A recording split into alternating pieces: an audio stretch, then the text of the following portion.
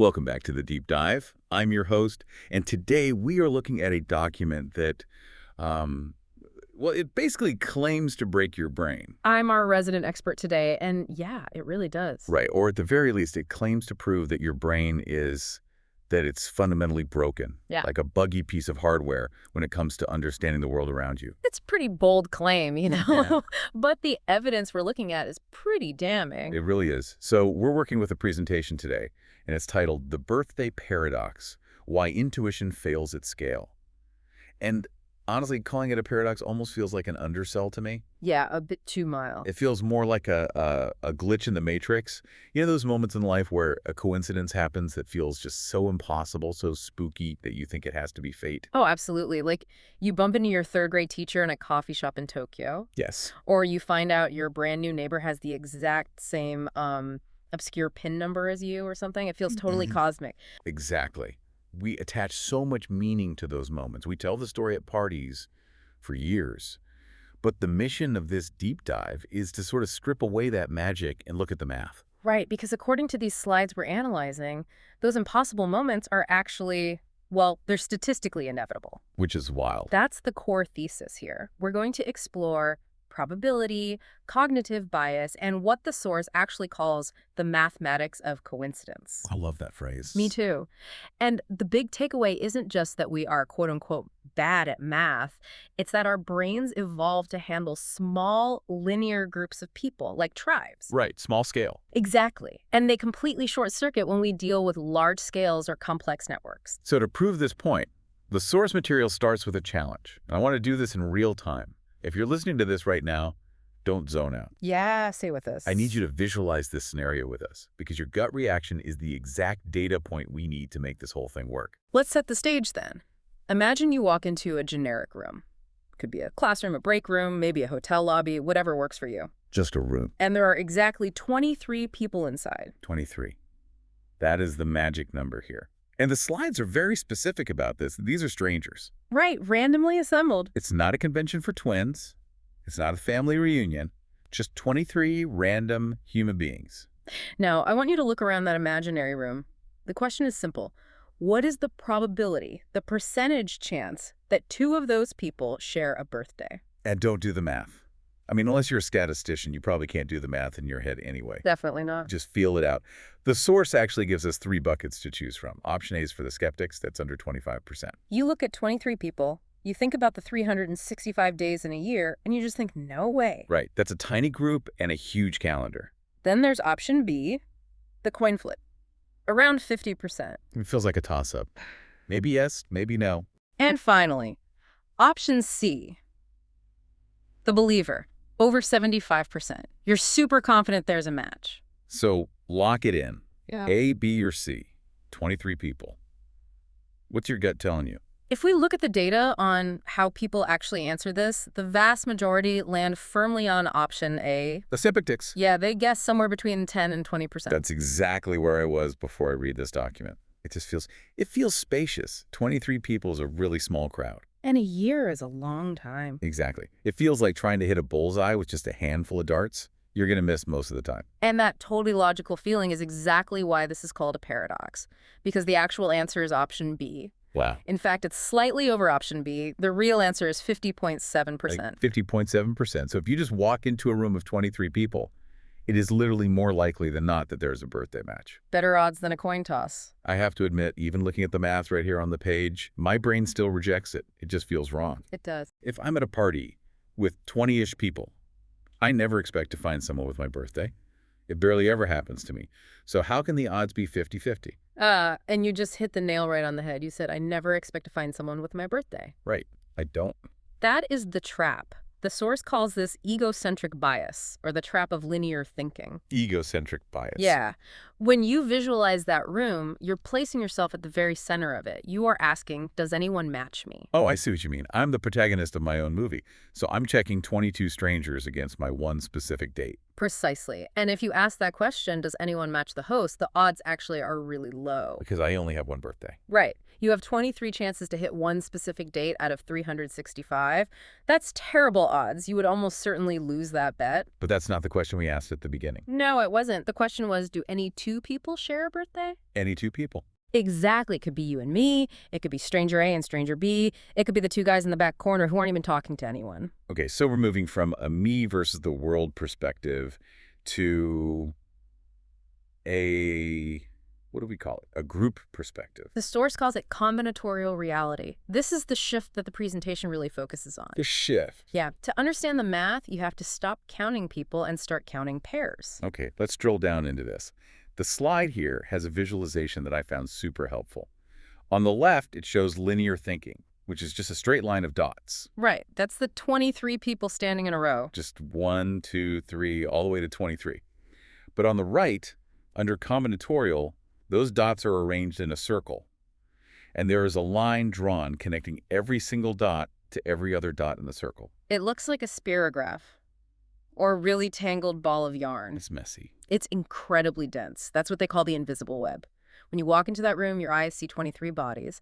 But mathematically, you are standing in a massive web of connections. Because everyone can connect to everyone else. Exactly. Person 1 connects to person 2, 3, 4, all the way to 23. But then person 2 connects to person 3, 4, 5, and so on. So the number of opportunities for a match isn't 23. It's the total number of those connecting lines. That is the hidden variable our intuition completely ignores. Okay, I really want to do the actual math here because I think it's important to see just how big the difference is. Let's do it. The formula provided is n times n minus 1 divided by 2, which looks like high school algebra, but walk us through the logic so we can actually feel the weight of those numbers. It's actually a lot simpler than it looks. The letter N is just the number of people. So 23. Okay, 23. First, imagine you are the first person in the room. You can shake hands with 22 other people. Right. 22 handshakes.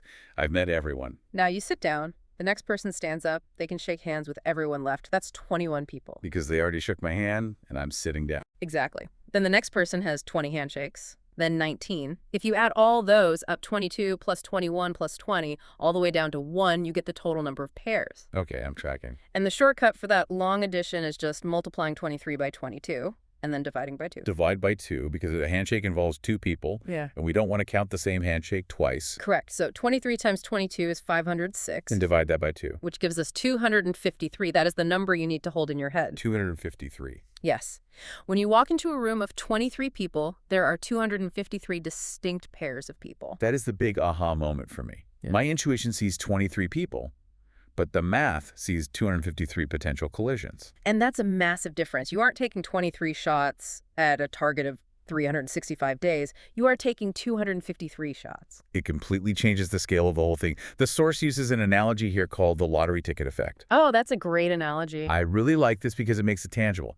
If I have a lottery ticket with a 1 in 365 chance of winning, I'm probably just tearing that ticket up. It's a loser. Right. That's the me versus the room view. You holding one single ticket. Right. But because we are looking for any match between any pair, the group is collectively holding 253 tickets. And even if the individual tickets are bad, if you're holding a stack of 253 of them... The odds of one of them being a winner shoot straight through the roof. It's like firing a machine gun at a target instead of shooting a single arrow. That paints a picture. The probability that no two people match drops like a stone simply because of that sheer volume of pairings. It's humbling, honestly. It shows just how bad our brains are at visualizing exponential growth. We see the crowd, we just don't see the network. We're linear thinkers living in a combinatorial world. We treat 23 as a small tribe number. We don't instinctively grasp that a group of 23 creates a network complexity of hundreds of interactions. So we've established that 23 is the tipping point, the 50.7% mark. But the presentation includes a graph here that shows what happens if you add just a few more people. And the shape of this curve is, it's aggressive? It's a rocket ship. It's what we call a hockey stick curve. It goes vertical much faster than you'd ever expect. Let's trace the curve a bit. Start small. What if we just have 10 people in the room? At 10 people, the math gives us roughly 45 pairs, so the probability of a match is about 11%. Okay, 11%. That completely aligns with my gut. Unlikely. Right. Now let's double the people. 20 people. Does the probability just double to 22%? No, this is exactly where the nonlinearity kicks in. At 20 people, the probability nearly quadruples to 41%. Whoa. So we went from safe bet it won't happen to almost a coin toss just by adding 10 folks. And then at 23, we cross that 50% line. But look at what happens at 30 people. That's like a small dinner party or a busy meeting. I'm looking at the chart right now. It says 70%. 70% with just 30 people. That feels dangerously high. And if you go to 50 people, think of a semi-crowded bus or maybe a wedding reception. It's 50 people. Surely not 100%. It's 97%. 97%. Yes. It is statistically nearly impossible not to have a birthday match in a group of 50. That is wild. If I was on a bus with 50 people and someone said, hey, I bet my house 2 people here share a birthday, I would have thought they were totally reckless. But they're actually betting on a sure thing. Basically, yeah. And think about the invisible web again. With 50 people, the formula is 50 times 49 divided by 2. That's 12,225 pairs. 1,225 pairs. Yes, 12,225 potential collisions on a calendar of only 365 days. What we call the pigeonhole principle starts to kick in hard. You just run out of space for people to be unique. This is a great party trick, by the way. If you're ever at a wedding with 50 guests, you can look like an absolute wizard. Oh, for sure. But the source material pivots here. That's a pretty blunt question. So what? Is this just fun trivia? Or does this actually matter in the real world? It matters immensely. And not just for party planners. It matters for the people building the digital infrastructure we use every single day. The slides introduce a concept here called hash collisions. This sounded pretty technical, but let's break it down. We're moving from the birthday room to the server room. What exactly is a hash? In computer science, a hash function is basically like a digital fingerprinting system. You take a piece of data. It could be a password, a user ID, a photo file, and the algorithm churns it into a unique string of characters. Okay. That string is the hash. It's used to sort data into buckets on a server so the system can find it quickly later. Okay, so it's sort of like a librarian assigning a specific call number to a book so they know exactly which shelf it's going to be on. Exactly. Or think of it like a massive wall of digital lockers. You have a file, you run it through the math, and the math says, go to locker 402. Got it. Now, imagine the locker space is like the calendar days, and the files are the people. Okay, I'm with you. The files are the people in the room. Intuition tells the software engineer, I have millions of potential hash numbers, millions of lockers. I only have a few thousand users. The chance of 2 users getting the exact same hash number is 0. That's that linear intuition again. Plenty of space. Right. But the birthday paradox tells us that collisions, where 2 different pieces of data get assigned the exact same fingerprint, happen way, way sooner than you think. Because of the pairs? Exactly. If you have a system with a million possible buckets, you might think you can safely store 500,000 files before you get a collision. But the math says something else. The math says you'll likely get a collision after just a few thousand files. So why is a collision bad? In the birthday example, it's just a funny coincidence. Oh, hey, we share a birthday.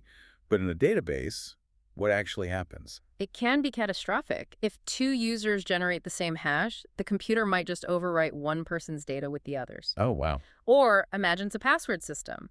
If your password generates hash A and my totally different password also happens to generate hash A. You could log into my account. Exactly. It creates a massive security vulnerability. This actually makes me think of hacking. Is this something bad actors use? You nailed it. There's something specifically called a birthday attack in cryptography. A birthday attack. Yeah. Hackers know this math better than anyone. They know they don't need to find your exact key to break a code. They just need to find any collision that tricks the system. Because they're banking on that n times n minus 1 over 2 math working in their favor. Exactly. They generate enough random inputs until the probability curve goes vertical and they force a match. If a system designer relies on their gut feeling like, oh, it's unlikely to happen, their security will be broken instantly. They have to build systems that are robust enough to handle the combinatorial reality, not the linear one. That connects the dots perfectly. The exact same math that explains a coincidence at a cocktail party is what keeps your bank account secure. That's incredible. It really is a validation that this isn't just a quirk of statistics. Yeah. It's a fundamental law of how data behaves at scale. It is.